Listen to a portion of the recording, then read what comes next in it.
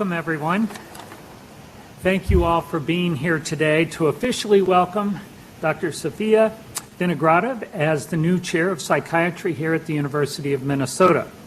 While Dr. Vinogradov has officially been on the job for more than a month now, this is a unique opportunity to get to know her, to understand why she agreed to move to Minnesota for this opportunity, and to understand her vision for moving the department forward.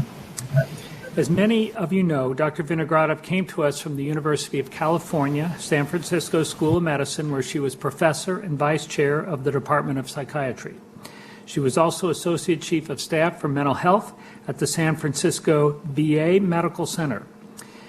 She is an internationally renowned schizophrenia researcher and a leader in exploring the use of cognitive training to restore more normal neural system functioning and improve treatment of mental illnesses. Having her assume this leadership role is a very important step forward for the Department of Psychiatry, for the medical school, and for the university as a whole. As an institution, we are continually making large-scale efforts to reform and improve our processes related to human research participant protections. The Department of Psychiatry has been under intense scrutiny in recent years for research practices that in some cases have not met what we now consider to be best practices. Reviews of our research practices have led to significant changes to better protect human participants, particularly those with diminished mental capacity. And while the work to implement reforms is nearly complete, we know we have an ongoing responsibility to keep improving and pushing ourselves to be leaders in research safety and patient protection. Dr. Vinogradov understands this challenge, and she has embraced the opportunity to help change the culture and the climate of her department and of our research enterprise as a whole. She is the right leader to move this department forward and fulfill the lofty goals that we all share. Her goal is to build on the work that we've done through the implementation plan and to move the department forward. The Department of Psychiatry can emerge as a leader in providing world-class education, conducting groundbreaking research, and most importantly, helping patients and families who are suffering from some of our most difficult and misunderstood illnesses. I'm excited about this next chapter for psychiatry, so it is my pleasure to now welcome Dr. Vinogradov to the podium. Thank you.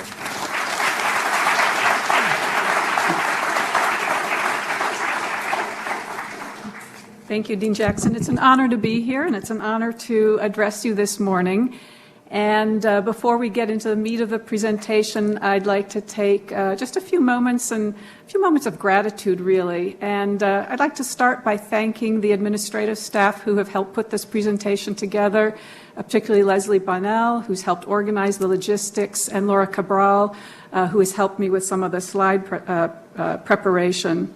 I'd also, of course, like to thank the Dean and the Search Committee. Some of the members of the Search Committee are here for really being the people who recruited me and enticed me to take a look at this really most wonderful department. Over the last few months, even before coming here, I've also had the chance to have a number of conversations with some of you here in the room, with people outside the department, with people in the community, and your feedback to me as I prepared to come into this role has been invaluable. I won't name you individually, but you know who you are. And then I'd like to make a special thanks to, in a sense, a guest of honor who's here this morning, and that's Mr. Mike Howard, who was one of the first people who was willing to meet with me after I accepted the role, and whose conversation together with me was really seminal in helping me feel good about the chance to chart a whole new course. And you're going to hear a little bit more about that in a few minutes. So I'd particularly like to thank Mr. Mike Howard, who's a family friend of the Dan Markingson family, for being here this morning and for lending his wisdom and his support as we think about the next steps. And before we examine this question of Psychiatry 2.0 and what that means for us as a department and for us as a field, I want to point out that today, September 9th, is the birthday of, no reason you would recognize this. This is the Emperor Aurelian, who lived in he was born around 215, the year 215, and when he took on the leadership role there as emperor, it was in a situation that was known as the crisis of the 3rd century, and we'll be returning to that. But back to this question of why do we need a Psychiatry 2.0, both here and, I think, more globally for our field. And that sort of comes down to this question of why are we here? Why are we all here? You who are sitting here in this room, why are you here this morning? Why am I here? Why did I take on this position? Why would I be enticed to come here and to really see the potential and possibilities? When I first started applying for the position and the search committee were meeting with me, and then I started talking with people sort of again locally, it was very clear that there had been many, many difficult years here. And one of the most prominent challenges related back to the tragic case of Dan Markingson. Also, of many other associated concerns that had arisen around ethical issues related to human research that had occurred in the department and elsewhere in the university. So I'd like to start out by saying a few words about this situation. And first of all, and everyone in this room I know agrees with me, is that what happened to Dan Markingson is tragic, and it's tragic on many, many levels. It was certainly tragic to lose someone so young to such a serious illness, who had so much potential to contribute, to make a difference in the world, and to be a loving member of his family. It was tragic for Dan's family and friends, who were left with many unanswered questions, and of course a great loss, and who had many questions about what had been the experiences of Dan Markingson when he was involved with our department. The tragedy also extends to his care providers, who themselves had to face a number of painful, difficult questions about what might have been done differently, what might have been handled differently. I do believe that it's important for me as the new department head here to acknowledge to you publicly that this was a case where things did not go, they went wrong, basically. And they were mishandled along the way. Many things were mishandled along the way. And I believe that most of you sitting here, thinking about the situation, would also agree that in this case, and in several others that occurred in the university, throughout the university, over the course of time, there were opportunities along the way where things that were under our control could have been and should have been handled differently. They were not handled in a way that really meets our standards. I also believe, along with Mike Howard, and I know I'm speaking for you here because of conversations we've had, that the best way to honor Dan and to honor some of the other difficulties that people faced is to really learn from the past, to make sure that something like this won't happen again, and to strive for continuous improvement in what we do in terms of the human rights that we conduct. So, along with Mike and really the culture of thoughtfulness that he first created in our first conversation, I would like to invite all of you here, and I extend this sort of to the community at large, to work with me now to create a culture of thoughtfulness, of honesty, of openness, of self-examination, and also of respectful dialogue when it comes to the participation of volunteers who help us in carry out our research. And it's not just as regards what happened in the Markingson case, and it's not just about the other cases, the other issues, the other allegations that have been raised about the Department of Psychiatry over the years, but it's a culture of thoughtfulness and openness and self-examination that I want to promote for all of us moving forward into the future as we create a Psychiatry 2.0.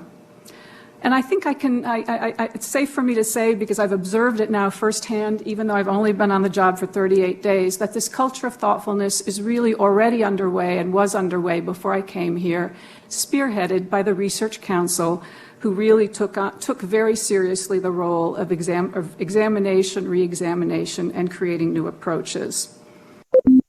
So clearly, we are committed now as a department, as is the university, to continuously improving our practices around recruitment for clinical trials and being much more receptive and responsive to the concerns that are raised. The case of Dan Markingson, as you all know, and related issues prompted several investigations and reports by the Office of the Legislative Auditor. I had the privilege of talking with the Legislative Auditor several times, both on the phone and in person, before coming into the position, and was able to read the reports that was generated from his office. I'm not going to go into the details of the reports, but certainly what the reports pointed out is that there was a really strong need for change and how things were going to be handled in terms of the proper concern for the rights of people who are participating in research. And several very important changes were necessary. As Dean Jackson pointed out, changes have been underway at the level of the university. They've been underway within the department.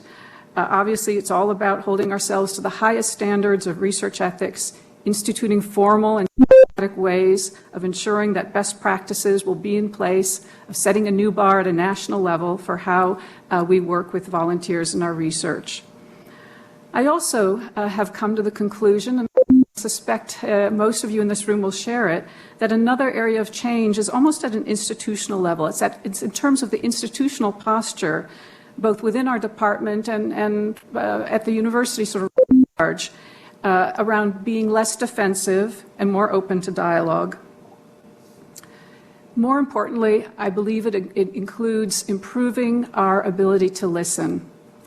Very simple practice of listening to each other, but particularly listening to family members and loved ones when it comes to the treatment plans that we recommend for their loved person. Unfortunately, no matter where you stand or what thoughts you have about this long and sad and complex history that the department has been through, it's obvious that the Dan Markingson case and the ongoing accusations and conflicts that occurred over human participation here at the university and within our department created a cloud that lasted over the department for quite a long time and over the university as a whole.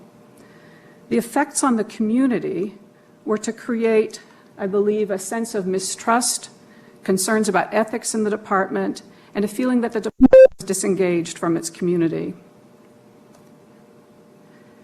However, I think it's also important for us all to remember that there were effects on the department and on the dedicated clinicians, researchers, and teachers who have really given their lives over to helping people with serious psychiatric illness. These members of my faculty were under a state of siege for several years. Many of the effects on the department that were identified by faculty can be seen in this pie chart where I asked people to really talk about what are your areas of concern in the department. And I don't know how easy it is for you to read it, but the largest area of concern, that blue portion of the pie, was around morale in the department. Secondarily, concerns around kind of business practices and financial aspects of the department, and I'll come to that in a minute. And then thirdly, areas of concern about our community relationships. So the faculty themselves have identified the difficulties and the consequences of the situation, these challenges that have been going on for quite a while. This situation created a climate in which there were many faculty departures. Really, our faculty has been decimated. We've lost almost a quarter of our faculty in the last 2 years. Now, this has financial repercussions, and I've put a few of those figures up there for you, but it also has an impact in terms of our ability to serve patients who need our services. We've lost about 3,000 patient visits in the last couple of years. And faculty have left because, who wants to stay in a department that's under siege? Who wants to stay in a department in which there are struggles financially? Who wants to stay in a department which has such a cloud hanging over it in terms of its reputation in the community? So clearly, the department has been through, and still to a certain extent is, in a crisis. Well, let's go back in time to Rome 270 AD, and let's see what Aurelian was facing when he had to assume leadership. As I mentioned, it was the crisis of the 3rd century, a period in which the Roman Empire was nearly completely collapsed. This was under combined pressures of from Goths, Visigoths, Vandals. There was also civil war internally, there was internal dissension, there was plague that had decimated the population. As I said, there was serious economic depression. And another interesting thing that happened because of all these challenges is that the Roman Empire, which used to be sort of united, or all unified around the Mediterranean, had splintered off, and there was now a kind of autonomous sort of semi-empire to the east and to the west who were functioning completely independently and, in a sense, competing with the main Roman Empire in the center. There are these three entities all kind of vying for resources with each other. As I read about that, I found myself thinking a little bit about Fairview, UMP, the university, but no, that's just an inside joke. Sorry, you didn't hear me say that publicly. But basically, the situation seemed hopeless. It was a situation of crisis, just as the department is currently facing a crisis with many similar, I think, parallels. So why would one step into a leadership role under this kind of situation? What were my motivations? And I'd like to tell you a little bit about my motivations, which in a sense can be rooted in a personal story. The story starts at the University of Minnesota in the 60s. My uncle came here as a graduate from Iraq. I'm half Iraqi. He was obtaining his PhD in geology, petrochemical geology.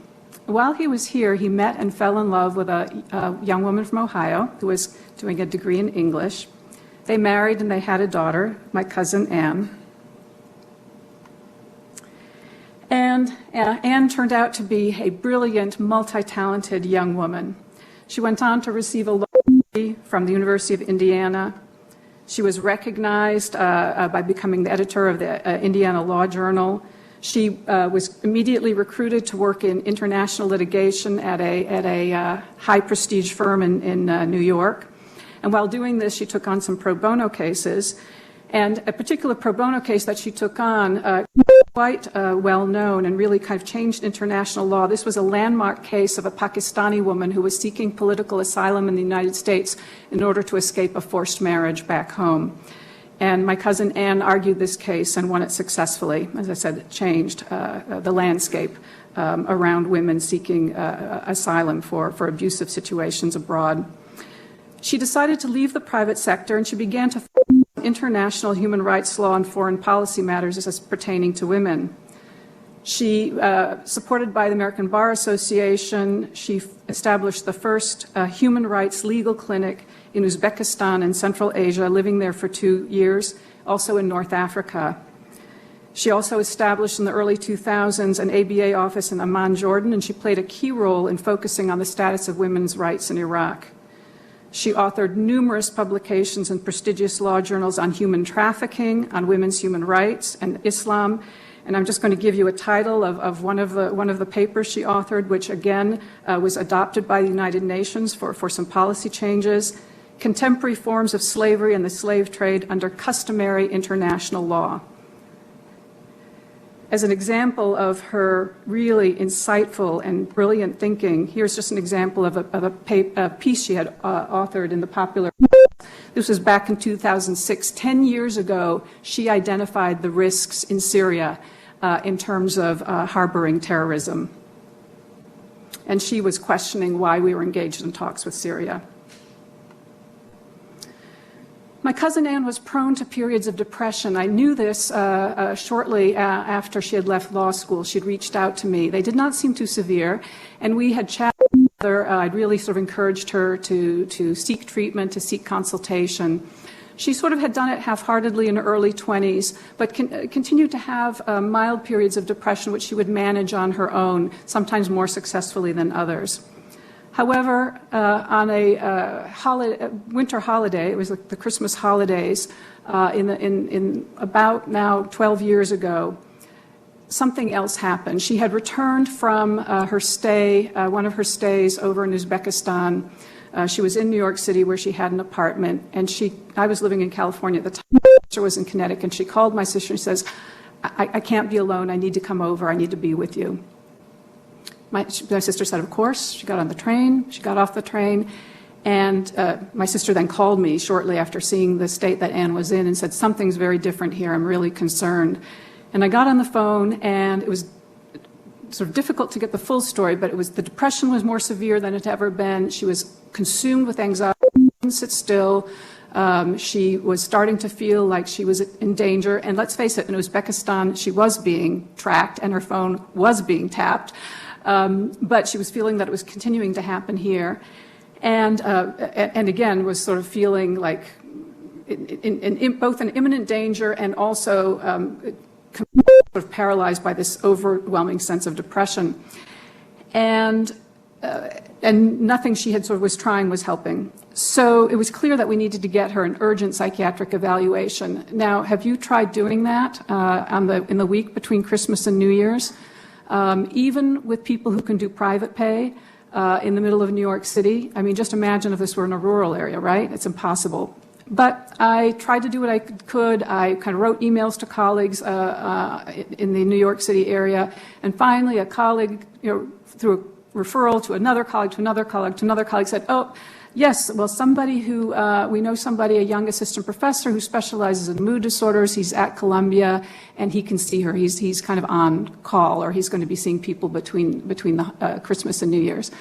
Sense of relief. My sister kind of gets Anne in the car. They drive into Manhattan. They go and see this assistant professor, and he essentially makes a diagnosis of what's called bipolar II disorder, which is a form of bipolar illness where there are repeated depressions, but the highs are not overwhelmingly high. And he says, you know what?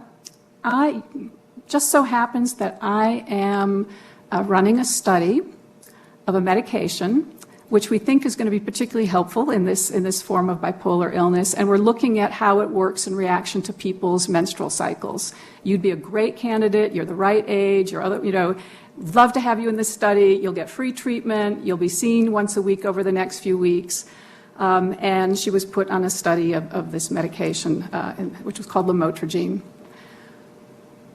Well, guess what happened?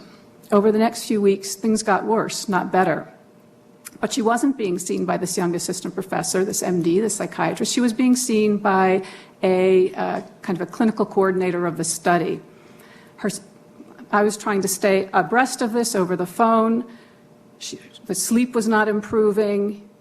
This psychiatrist said, and I said, I think she's going to need some other medications, different medications in a sense that act on different mechanisms. Those of you in the audience who are psychiatrists will know what I was thinking, that she potentially needed a low dose of an antipsychotic as well as more focused thinking about mood stabilization. But this physician said, well, she can't stay in the study and be on those medications, so I'll prescribe her some Ativan and lorazepam for her sleep. Things continued to get worse. She was now taking 6, 7, 8 milligrams of Ativan in an attempt to modulate her anxiety and the sleep disturbance.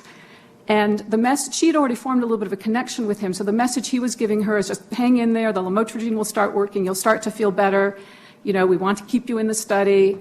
But the fact of the matter is she was getting worse and worse and worse. And I had a young child at home. I was across the country. There was only so much I could do over the phone. And to make a long story short, Anne ended up being in the lobby, actually, of the Plaza Hotel, incredibly agitated, very paranoid, very worried that she was under immediate threat, and ended up having an emergent hospitalization. And that was the start of a course of hospitalizations. Her bipolar illness had gotten so, and in a sense, the episode had gotten so severe that it took a long time and a lot of different combinations of very unpleasant medications to bring her down from that episode. And what started now was a course of repeated hospitalizations and treatment resistance. In a sense, she had been kindled by this very severe episode that had gone on so long, inadequately treated. And this all happened by a psychiatrist who was on faculty at Columbia University. Now, I don't believe that this person was a deliberately malevolent physician. I believe he was part of a very widespread culture that had permeated nearly all of academic psychiatry during that time period in the 2000s. This was the golden age of the pharmaceutical industry. Over the last couple of decades, which was from around the late 1970s, early 80s into the early 2000s, the pharmaceutical industry had been able to release onto the market compounds which were now treating things which we as physicians had believed were very difficult, if not virtually untreatable, and that ranged from peptic ulcer disease to breast cancer to chronic hypercholesterolemia and metabolic problems, and to psychiatric illnesses. We now had at our hands medications that could control symptoms in a way that was unthinkable in the 70s.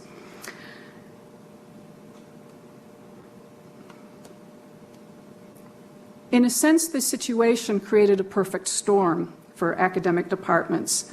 First of all, the pharmaceutical industry was growing large and powerful, and it was seeing the incredible profitability of bringing drugs to market, even Me Too drugs. There was excitement within academic psychiatry, the potential of a whole host of new treatments that could reduce symptoms in ways that we had not been able to do before as a field. And there was the promise of being able to establish an academic career, successful academic careers, as experts in this area. And this expertise was really, really sought out because patients and their families needed to know how best to use these medications in order to help their loved ones.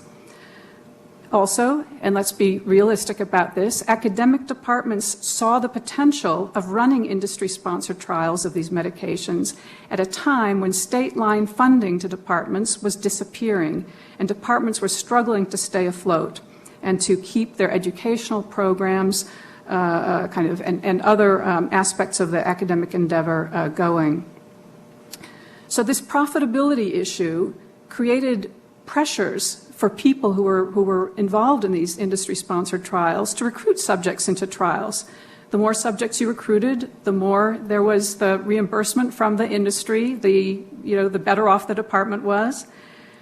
There was also pressure to work with drug companies, of course, and a cycle of marketing that the drug companies were engaged in that included bringing academic psychiatrists onto speakers' bureaus.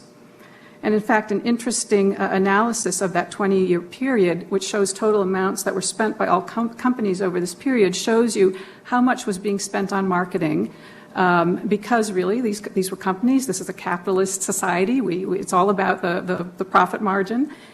Marketing these drugs results in more prescriptions. This marketing did include, of course, working with speakers' bureaus that included academic psychiatrists, the profits that were generated over this period, and then the amount that went into research. Companies would keep arguing that they needed to have these high costs of medications because they were funneling the profits back into research, but I think the figures actually tell a slightly different story.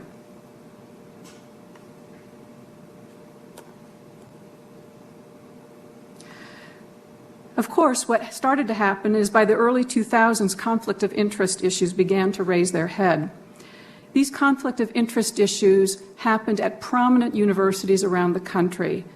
This is a conflict investigation of the department chair at Stanford, Alan Schatzberg, who was found to own a very large amount, I think it was on the order of $6 million, in a company that was involved in government-funded study. The department chair at Emory, a man named Charles Nemiroff, if you look him up on Wikipedia, there's a whole section on the ethical violations he was accused of. And in his case, it included millions and millions and millions of dollars of payments from drug companies where only a fraction of that was disclosed. Recently, there was a report of ethical violations in terms of working with human subjects at NYU by an investigator who was working with a drug company.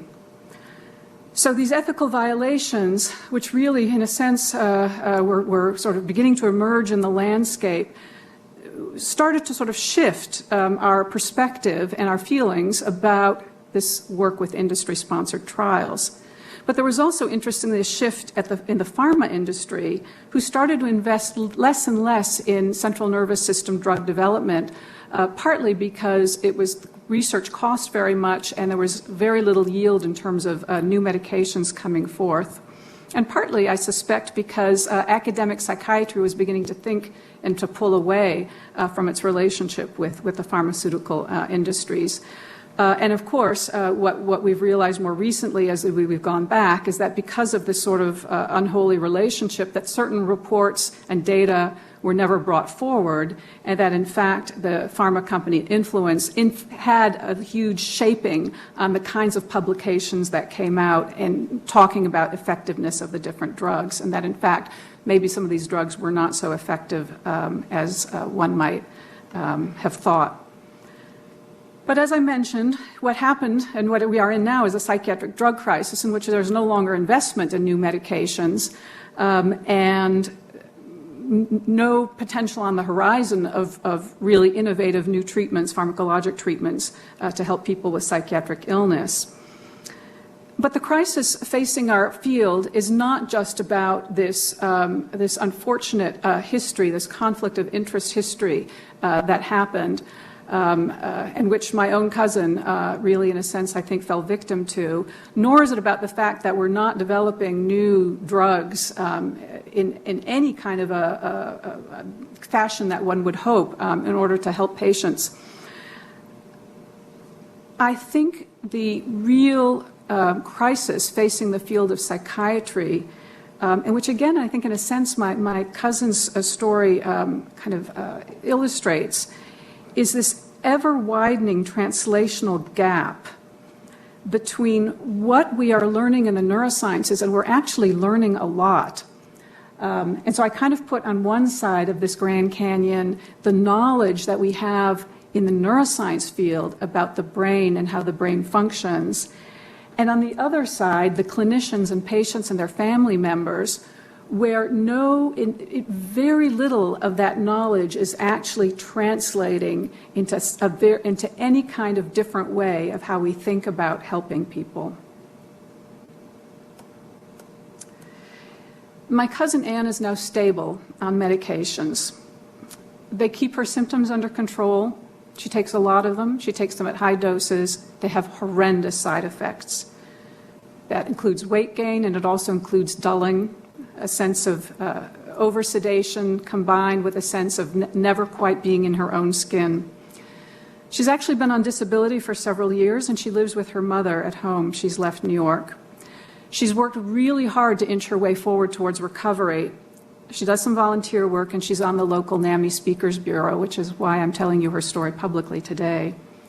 But she will tell you herself, if you ask her to identify what's going on for her, she will say in her own words that key brain functions, what she calls her mood regulation circuits and her memory circuits and her motivation circuits in her brain, have been irrevocably altered by the illness, and that many, many days are actually, because of this, a living hell.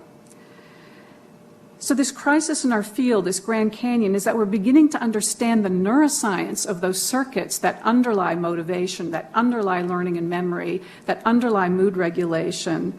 But between this knowledge and how we diagnose and treat people is the Grand Canyon. I actually believe that drugs, even incredible miracle drugs, would never be sufficient to help my cousin. Perhaps, if she had been identified much earlier as someone with this potential for this kind of a serious kind of fulminating course, and the intervention had happened when she was 19 or 20, the trajectory could have been very different. And in fact, looking back, and of course it's one of those things I wonder very often, what did I miss? It was certainly visible in her teenage years that she was going to be prone to a cycling mood disorder. But what has helped her? Because medications have really only helped a bit. And what clues could we get from what has helped her in terms of where the field needs to go? Well, one of the first things I'd point out is the role of the family.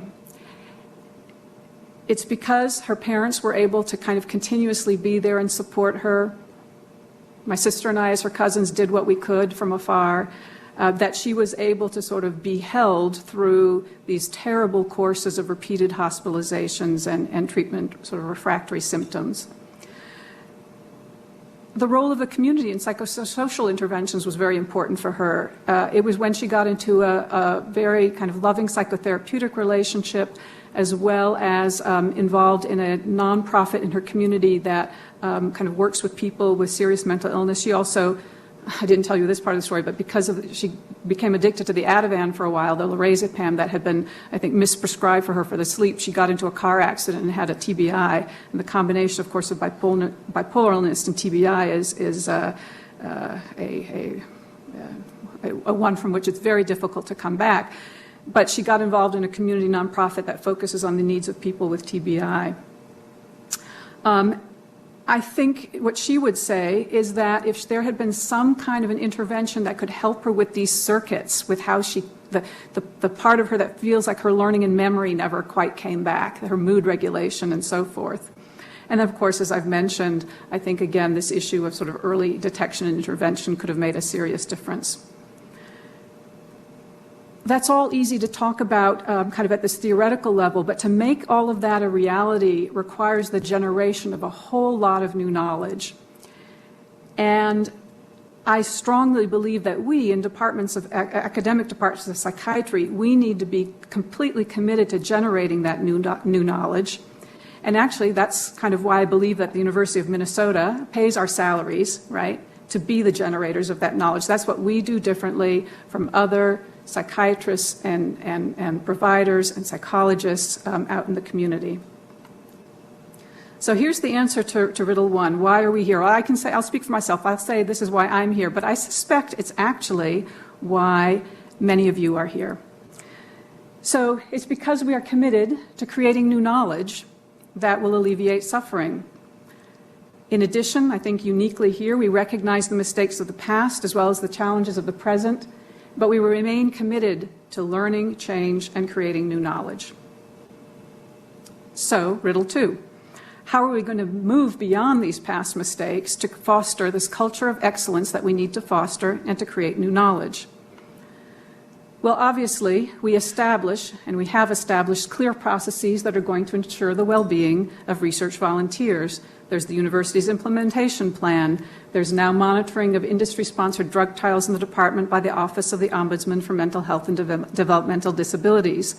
We have new research manager and regulatory specialist roles within the department to help make sure that we are indeed engaging in all of these processes correctly. We now have monthly meetings which we hold of all research coordinators and lab managers to ensure that we're doing best practices across the department. And we're going to be creating a new role for a research volunteer advocate in the department. And here's a picture of one of our research coordinator meetings that just happened a week ago. Beyond that, we need to seek continuous input and feedback on our activities from outside the department as well as from key members within the department. So I have formed a community advisory council. Mike has generously agreed to be one of the first members, and I've been speaking with a number of people outside the department who are either people with a lived experience of psychiatric illness, family members, providers in the community, people who run nonprofits in the community, people who are involved in legislative action, and we're going to be forming a community advisory council for the department that will meet once a quarter, and I will present departmental activities to them and receive feedback and input. Internally, we have a chair's advisory group that I'll be creating. I've started this on the well-being of volunteers in the department. Who are participating in research, and this includes people who have really taken on over the last few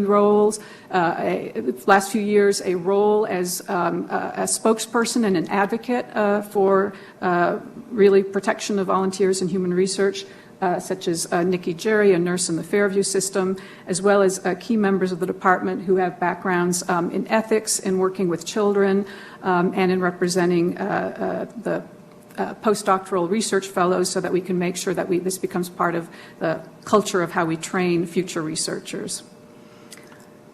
But in addition, we need to learn from the past.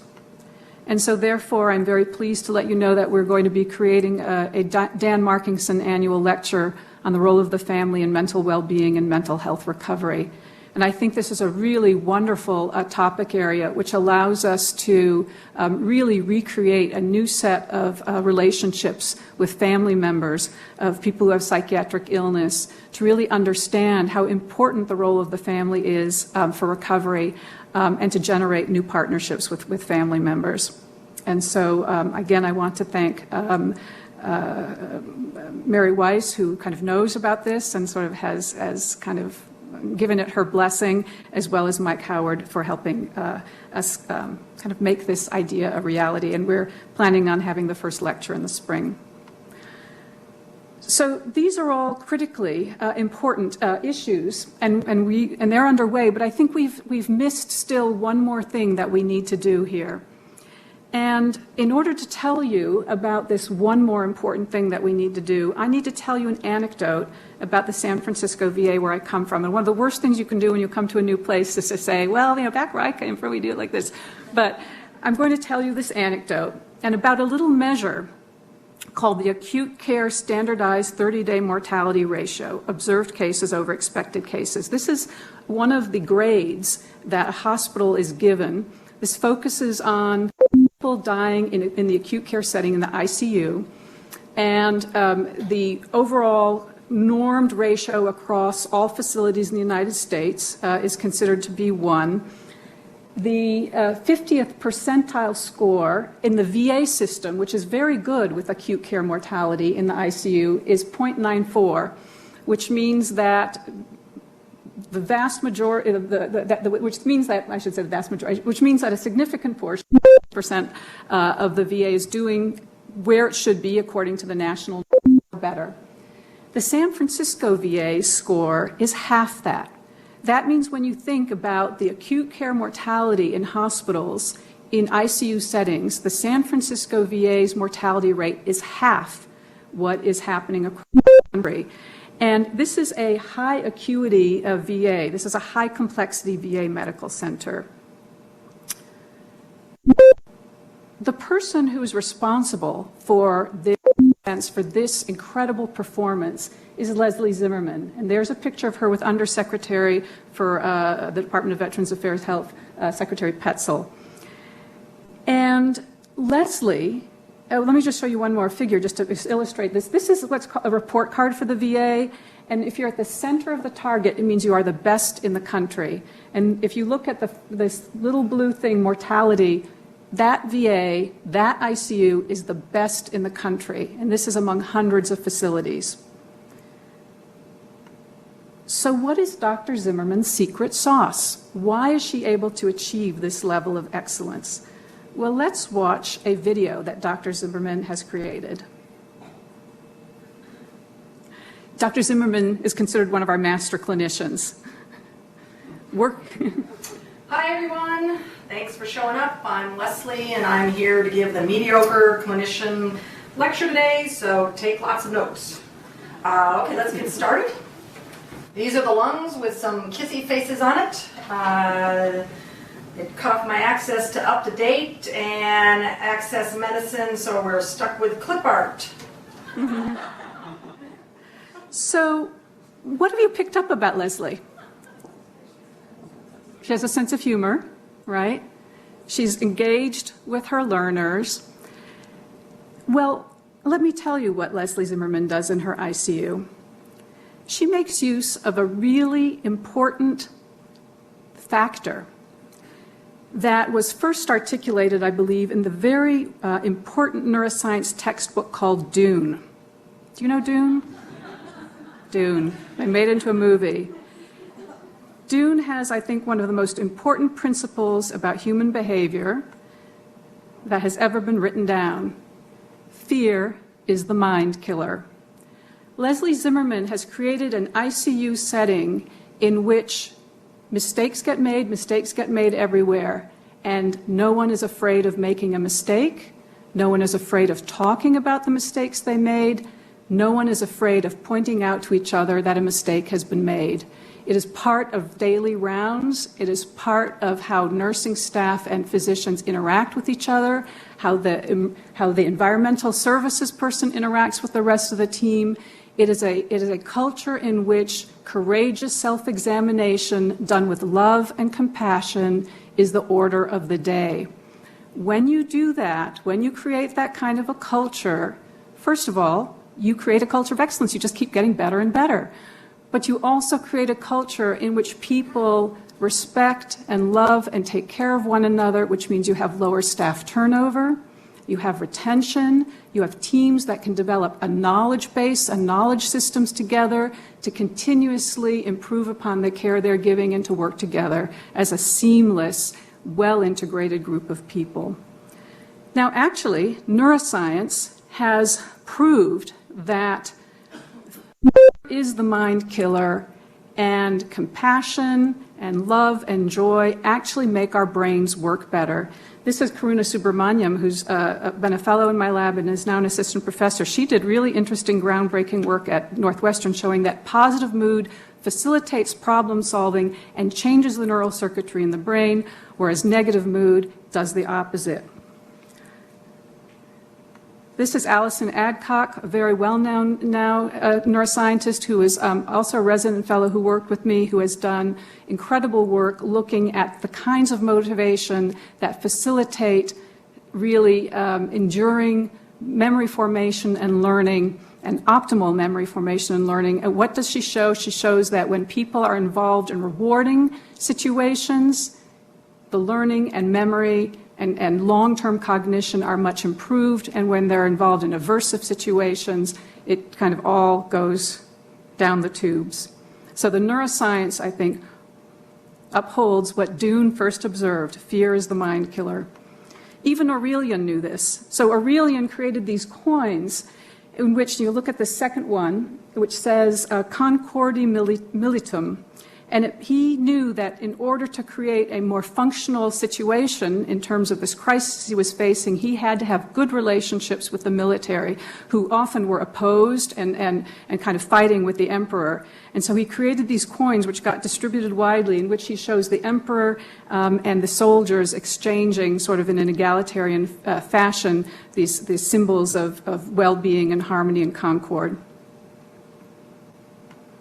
So the answer to riddle 2, which is how we foster a culture of excellence while creating new knowledge as an academic department, is that we have to recognize that meaningful learning and excellence will only occur when we have a culture that is free of fear, a culture where we're not afraid to make mistakes, where we don't punish failing, where we encourage trying, and where we engage in respectful dialogue and courageous self-examination with each other. Learning, again, the neuroscience of learning has shown us that you need to be at a sweet spot.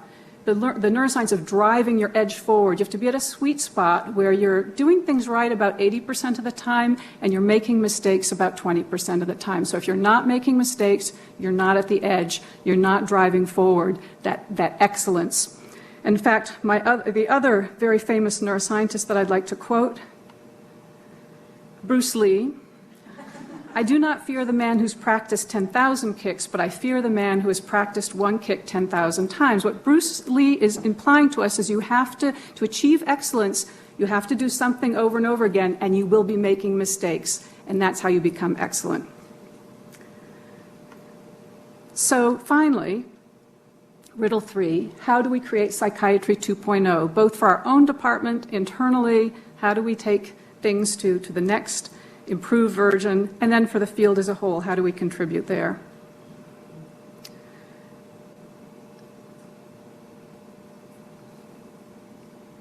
Let's start with just a few more things for our own department. I've already spoken about the new processes that are in place for the protection of human research volunteers.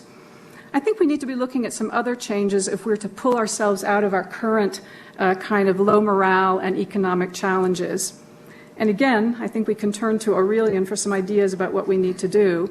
What would Aurelian do in this situation? Well, in addition to sort of fostering concord with the military, he did a couple of other interesting things. He worked on getting his own house in order, and he built the Aurelian Wall so that Rome would be more protected from invasion from the outside. And you can still see the Aurelian Wall when you go and visit Rome today. But he also unified, he worked to unify these splintered off sort of semi-autonomous mini-empires, and he created, again, this unification of the overall kind of empire's endeavors. So I think if we were to follow Aurelian's suggestions, we would rebuild these collaborative and trusting relationships with our outside partners. And I'll be open to many ideas from you about how to do that. We need to strengthen our internal operations, and we're going to be doing that through a strategic planning process, which is about to embark. And obviously, as I've mentioned, we need to promote safe and open dialogue. But what about the role that we are going to play, that I think we are all determined we shall play in creating new knowledge and creating Psychiatry 2.0 for the field as a whole? Well, for this, I would like to tell you about a conversation I had in July. And I'm realizing as I look at the clock that I'm going a little bit over my time, and I'm going to continue, and obviously people need to leave. And the reason I'm going to continue is because I kind of went off longer than I meant to on the story of my cousin Anne.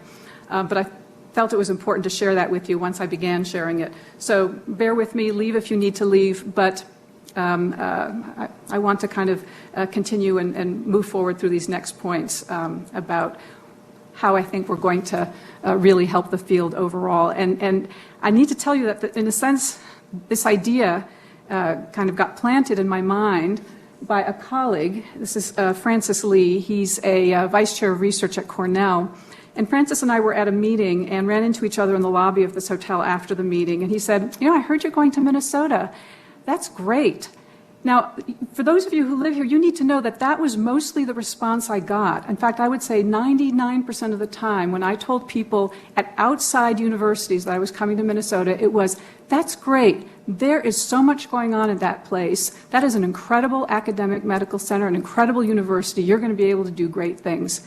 Francis was no exception. He said that. But Francis also looked at me and says, you know what? You could create the premier academic department of psychiatry in the Midwest. It's just ready for it. And when I said, well, what makes you say that? And he says, well, he, like me, believes that there's a great void in psychiatry, that we need to cross that Grand Canyon. And he said, well, you've got people who are interested in neurodevelopment. That's where the field needs to go. This idea of, how do you understand the trajectory? How do you intervene early? You've got incredible neuroimaging and neuromodulation to understand how circuits work in the brain and how we can modify them. You've got incredible imaging. It's kind of all there. You can make it happen. And in a sense, he was sort of saying all the things that I think about all the time myself, but that are also illustrated by what my cousin Anne went through. This is the idea, I think, for many in the audience. I'm preaching to the choir because you do some of this research, but for those of you who are not researchers, this is the idea that now neuroscience has brought us to the point where we understand the circuits in the brain that underlie our behavior, and we're beginning to understand that there may be ways both to map out how these circuits function and dysfunction, how they change over time, what they are like in childhood, what they're like in children who are at risk for developing worsening kinds of conditions. And this kind of new knowledge, so exciting for us who do neuroscience research, hasn't yet, of course, gotten to the place where we can make it real for patients. There's another revolution that has happened in our field, not just at the neuroscience level, but at the digital information technology field, which I want to say a couple words about, because Francis actually alluded to it in the conversation. He sort of said, and I know you're also interested in some of that remote interactive technology, and that's clearly where the field is going.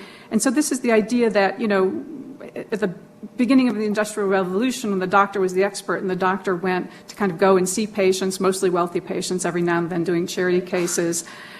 That shifted post-industrial revolution to where the hospital was sort of the place, and you came to the hospital, and now more people could come and get access to health care. But now, of course, it's completely changed with the digital revolution, which is now anyone at any time can access health information, can understand what's going on them, we can link up with a community, with other people going through similar illnesses, can even access a care provider through their smartphone. And we're very close to where, if they decide they don't want to go to a clinic or see a provider, they'll be able to access virtual human platforms that will allow them to engage in the first elemental steps of medical decision making. So this digital revolution has also, in addition to the neuroscience discoveries, transformed how we think about and interact with healthcare needs, healthcare information, how we can acquire and analyze relevant health-related information to provide each individual some kind of an individualized prediction about their trajectory, their needs, responding to their needs, and so forth. So this department, and I knew this when I was interviewing here, but I don't know how many of you who are here in the department know this. This department is really one of the few in the country that has all the elements and that is poised to bring together these elements to participate actively at a national level in creating a new model for psychiatry. So, for example, a strong child and adolescent division coupled with a premier center for neurobehavioral development and an institute for translational research in child mental health, a state that has invested in neurosciences and brain health with an emphasis on neuroplasticity and neuromodulation, in other words, thinking about brain circuits, an internationally recognized imaging center that has participated in the Human Connectome project to identify such circuits in both health and disease, a recent grant to one of our faculty members, who I know is somewhere here in the audience, to continue this work in Scott Sponheim, I think he's somewhere, to continue this work in psychiatric illness, a brand new and very strong Institute for Health Informatics, a track record of very generous philanthropy as evidenced by the Wells Family Endowment to the Department for Psychosis Research, which had supported the creation of an initial first episode program focused on early detection and intervention. So these strengths were already here long before I was even looking at the position. And so I think now the question is, how do we capitalize on these strengths and create the premier academic department of psychiatry in the Midwest? Well, here's the answer, and you're going to love the music here. It's Bruce Lee again, telling us... If you wish to train punching, we need to watch him do one kick, since I show the other If you quote. wish to train kicking, then kick. If you wish to train to kick... The power from my kicks and punches are bursting. I So demonstrated what a psychic... Lee says is focus on what you're going to focus on and then aim clearly. So that's what we need to do. So the answer to riddle 3, or how we're going to create Psychiatry 2.0, we're going to aim clearly. And here are the 3 aims that I'm proposing to you, which is to develop a psychiatric translational neuroscience work group building on collaborations that are already here and present, that many members of the department have been engaged in with people in other departments, including psychology and neuroscience. We're going to focus on neurodevelopmental and neuroplasticity processes, thinking about the trajectory of how people enter into that course of a psychiatric illness and how early can we identify and intervene, and can we intervene in ways in which we focus on the inherent plasticity capacities of the brain. And we're about to develop the new version of a first episode program supported by state funds that will serve as the blueprint. I have such nice images left from my last few slides. But it doesn't want it. Huh. All right, if we have an AV person who can make it happen, that would be great. Wonderful. And that, as we get the first episode program off the ground, it's going to serve as the blueprint for a discovery clinic model. Here's a few of the members of the psychiatric neuroscience work group that will be convening. This includes people both within and outside the department.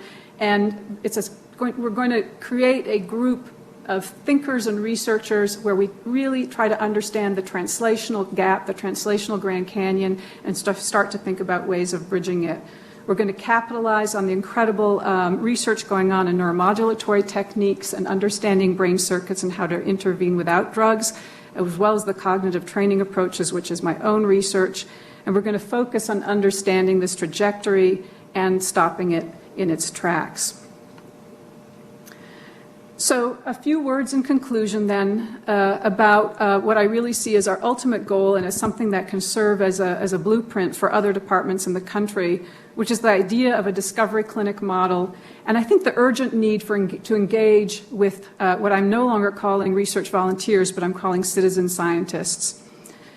This is the idea that all people coming in to work with us to seek our clinical recommendations, evaluation recommendations, will be invited to be citizen scientists with us.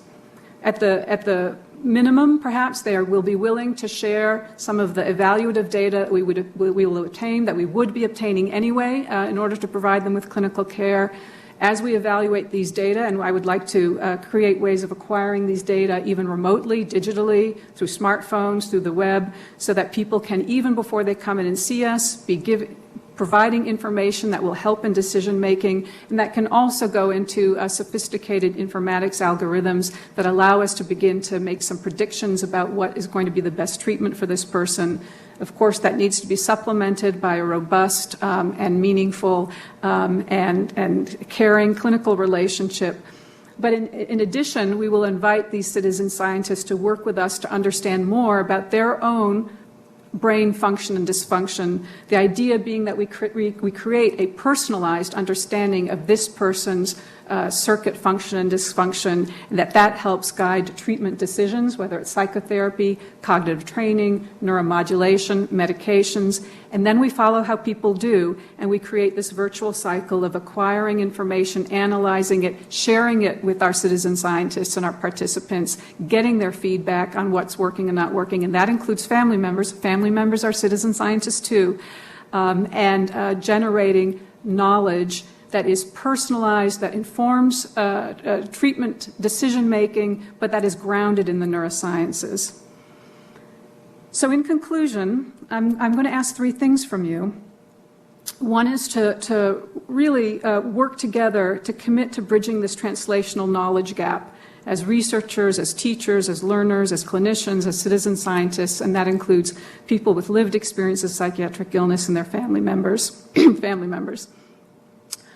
I want us all to participate in pushing the edge of the envelope forward, and that means we are sometimes going to make mistakes.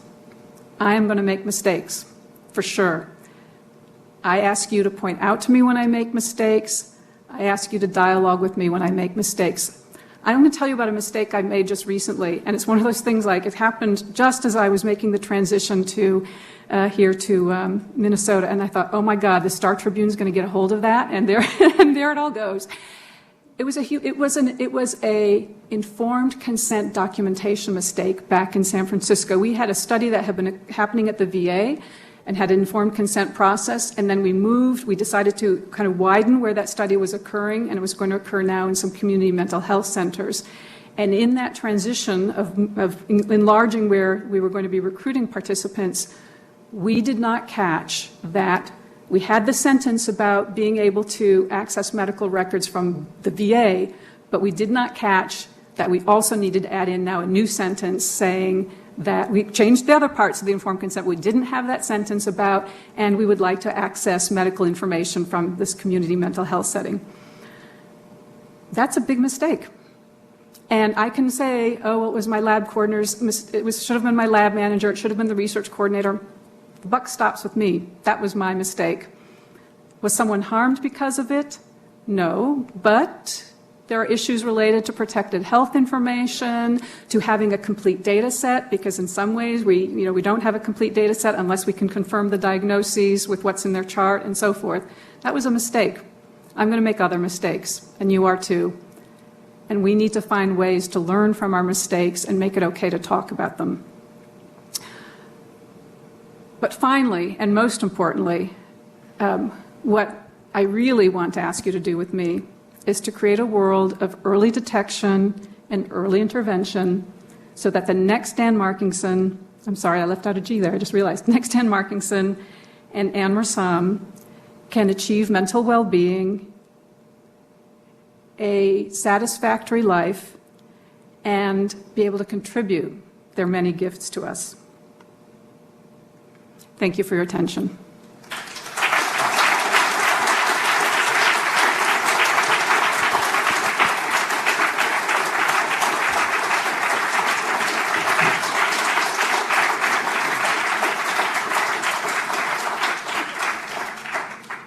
So I'm happy to take questions, thoughts, feedback, agreement, disagreement.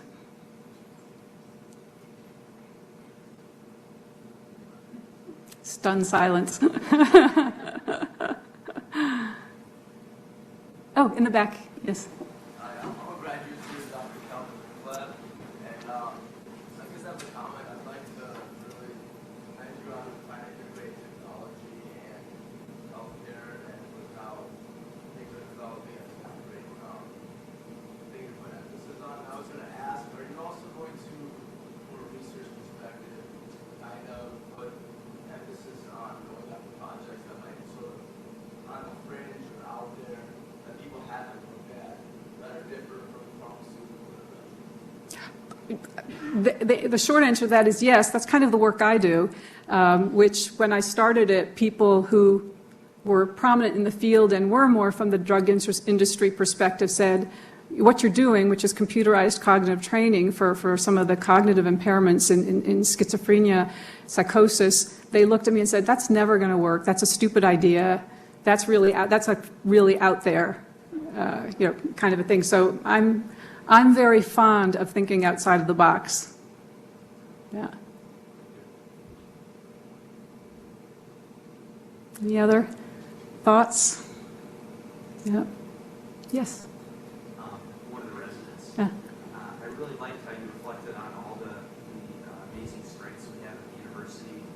I just wanted to bring to your attention, maybe you already know this, but we have one of the best schools of public health in the world right here at the University of Minnesota, and I think there are some really tremendous opportunities to collaborate with them. Mm-hmm. Yeah. Help being a tremendous public health institution. Yeah. No, thank you for bringing that up. Actually, was at a meeting where I was next to one of the division heads of the School of Public Health. We had a great conversation, so I'm hoping to open that dialogue. Yeah. Yes. Sophia, thank you for your talk. Angus McDonald, Department of Psychology.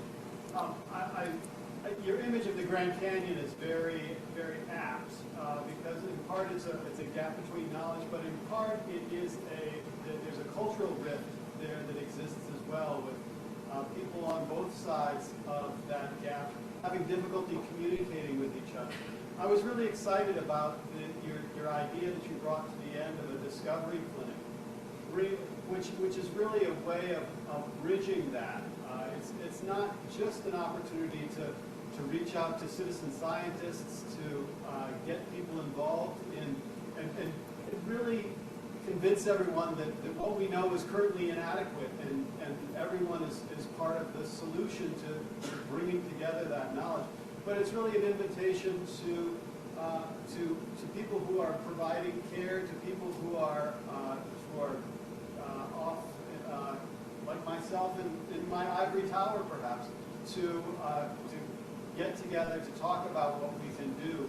And I think that's really an important shift in perspective, an important bridge to build to make that dialogue possible and to make that change. Yeah.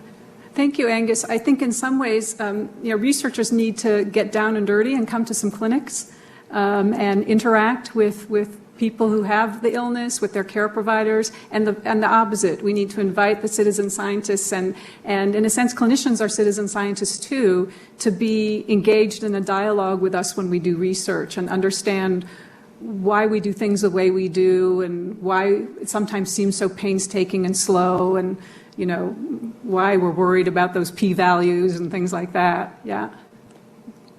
Yes.